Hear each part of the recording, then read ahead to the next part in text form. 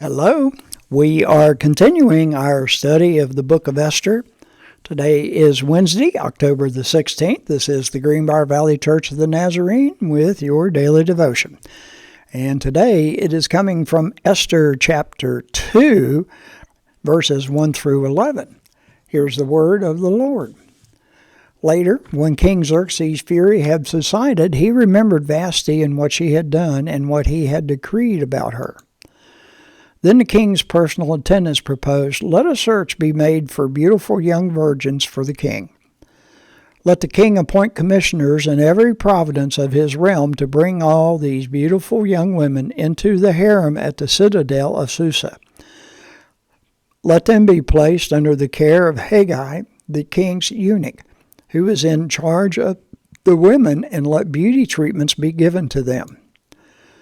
Then let the young woman who pleases the king be queen instead of Vashti." This advice appealed to the king, and he followed it. Now there was in the citadel of Susa a Jew of the tribe of Benjamin named Mordecai, son of Jahar, the son of Shimei, the son of Kish, who had been carried into exile from Jerusalem by Nebuchadnezzar, king of Babylon, along with those taken captive with Jehoiakim, king of Judah. Mordecai had a cousin named Hadashah, whom he had brought up because she had neither father nor mother. This young woman, who was also known as Esther, had a lovely figure and was beautiful. Mordecai had taken her as his own daughter when her father and mother died.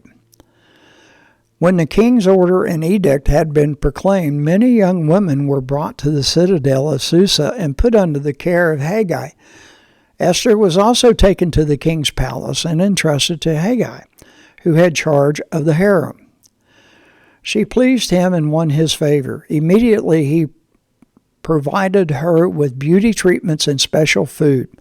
He assigned to her 7 female attendants selected from the king's palace and moved her and her attendants into the best place in the harem.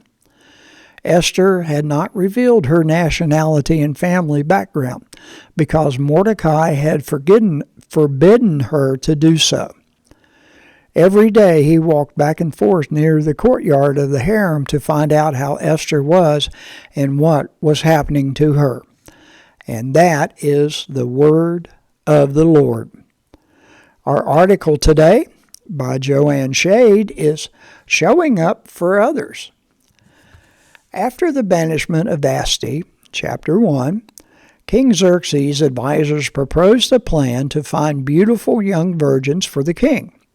Esther, a Jewish woman in the area because her family had been exiled into Babylon, was selected to enter the king's harem, where Xerxes' servant Haggai enhanced the beauty of the king's potential companions.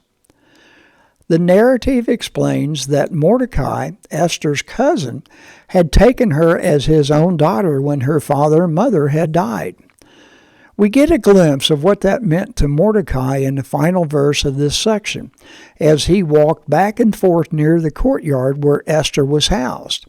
He wanted to know how Esther was doing, and it's likely she knew he was there every day. Life can be difficult, even when we aren't in the royal harem. Knowing someone is present, looking out for us, and perhaps even whispering our name in prayer can make all the difference. How privileged are we when we can do the same for another. The hymn today is "His Eye is on the Sparrow" by Sevilla D. Martin. Whenever I am tempted, whenever clouds arise, I draw the closer to Him. From care He sets me free. And from the Gospel of John, chapter 13, verse 35. By this everyone will know that you are my disciples, if you love one another. And this is your daily devotion for Wednesday, October the 16th. Have a blessed day.